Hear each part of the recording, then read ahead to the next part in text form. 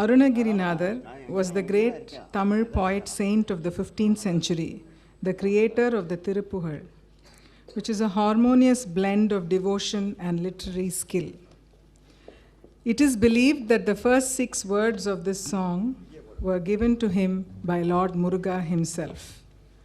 So Nishant will play a Tiruppugal, followed by a Tillana, by one of the most prolific composers of recent times, Lalgudi Jayaraman, who has established a unique style of playing the violin to suit the Carnatic music, the Lalgudi Bani.